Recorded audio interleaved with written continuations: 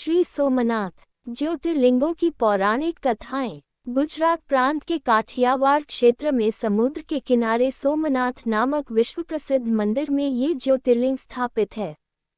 पहले ये क्षेत्र प्रभास क्षेत्र के नाम से जाना जाता था। यही भगवान श्री कृष्ण ने जरा नामक व्याध के बाण को निमित्त बनाकर अपनी लीला का संवरण किया था। यहाँ के ज्योतिर्लिंग की कथा का पुराणों में इस प्रकार से वर्णन है। दक्ष प्रजापति की 27 कन्याएं थीं।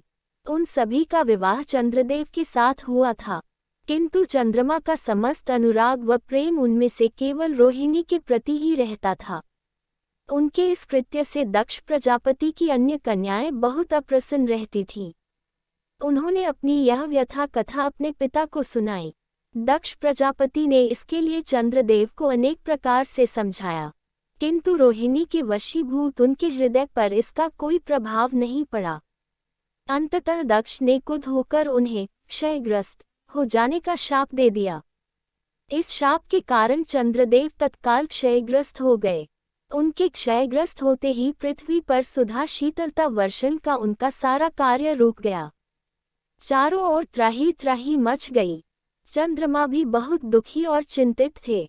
उनकी प्रार्थना सुनकर इंद्रादि देवता तथा वशिष्ठ आदि ऋषिगण उनके उद्धार के लिए पितामह ब्रह्मा जी के पास गए। सारी बातों को सुनकर ब्रह्मा जी ने कहा, चंद्रमा अपने शाप विमोचन के लिए अन्य देवों के साथ पवित्र प्रभास क्षेत्र में जाकर मृत्युंजय भगवान शिव की आराधना करें। उनकी कृपा से अवश्य ही इनका शाप नष्ट हो जाएगा और ये रोगमुक्त हो जाएंगे। उनके कथनानुसार चंद्रदेव ने मृत्युंजय भगवान की आराधना का सारा कार्य पूरा किया। उन्होंने घोर तपस्या करते हुए 10 करोड़ बार मृत्युंजय मंत्र का जप किया। इससे प्रसन्न होकर मृत्युंजय भगवान शिव ने उन्हें अमृतत्व का वर प्रदान किया। उन्होंने कहा, चंद्रदेव, तुम शोक न करो, मेरे वर से तुम्हारा शाप मोचन तो होगा ही, साथ ही साथ प्रजापति दक्ष के वचनों की रक्षा भी हो जाएगी। कृष्ण पक्ष में प्रतिदिन तुम्हारी एक एक कला क्षीण होगी, किंतु पुनः शुक्ल पक्ष में उसी क्रम से तुम्हारी एक एक कला बढ़ जाया करेगी। इस प्रकार प्रत्येक पूर्णिमा को तुम्हें पूर्ण चंद्रत्व प्राप्त होता रहेगा। चंद्रमा को मिलने वाले इस वरदान से सारे लोकों के प्राणी प्रसन्न हो उठे। सुधाकर चंद्रदेव पुनः 10 दिशाओं में सुधा वर्षण का कार्य पूर्ववत करने लगे।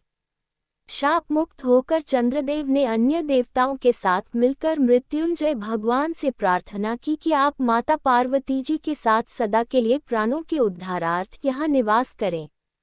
भगवान शिव उनकी इस प्रार्थना को स्वीकार करके ज्योतिर्लिंग के रूप में माता पार्वती जी के साथ तभी से यहाँ रहने लगे। पावन प्रभास क्षेत्र में स्थित इस सोमनाथ ज्योतिर्लिंग की महिमा महाभारत, श्रीमद्भागवत तथा स्कंद पुराण आदि में विस्तार से बताई गई है। चंद्रमा का एक नाम सोम भी है। उन्होंने भगवान शिव को ही अपना नाथ स्वामी मानकर यहाँ तपस्या की थी। अतः इस ज्योतिर्लिंग को सोमनाथ कहा जाता है। इसके दर्शन, पूजन, आराधना से भक्तों के जन्म जन्मांतर के सारे पाप और दुष्कृत्य विनष्ट हो जाते हैं। वे भगवान शिव और माता पार्वती की अक्षय कृपा का पात्र बन जाते हैं। मोक्ष का मार्ग उनके लिए सहज ही सुलभ हो जाता है।